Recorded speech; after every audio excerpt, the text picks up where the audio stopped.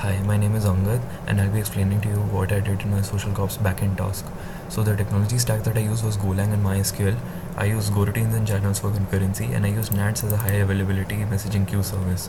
So NATS is a replacement for RabbitMQ. You can see the availability of NATS as compared to RabbitMQ. So how I approached the problem was multiple clients connected to the main server and invoked the main tasks. Each main task was invoked as a go routine, so there was no blocking. And then in the go routine, what I was doing was I was doing an exec system call to run the big process. So the good thing with that was that I was able to capture the process ID of that running task. Now each of these tasks is concurrent.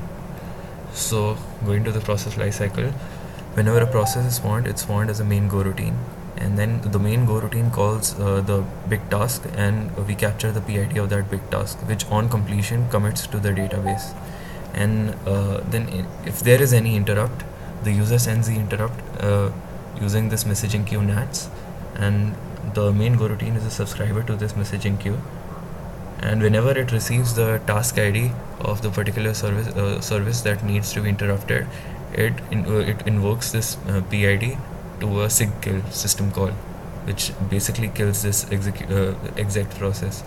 And the reason why I've made two of these is because everything is concurrent. There is no blocking at all, and it's fast as ever. So I want to show you a little demo.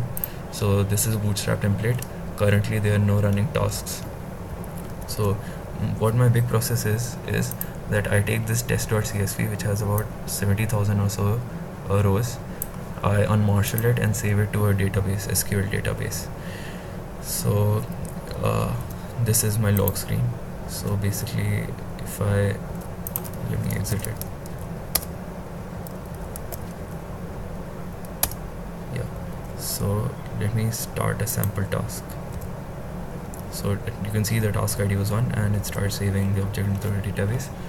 And you can see all tasks and running tasks over here. I can do this again. You can see task ID 2. I can do this again. These many tasks are running, and everything is concurrent, so there's no blocking.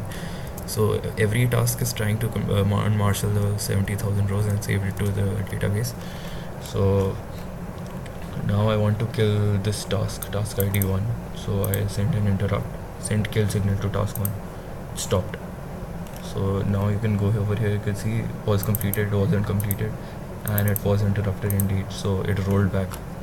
Similarly, we can do it for every task. For task 2 we sent an interrupt call, for task 3 we sent an interrupt call, and as soon as we send an interrupt call, you can see here task 3 stopped.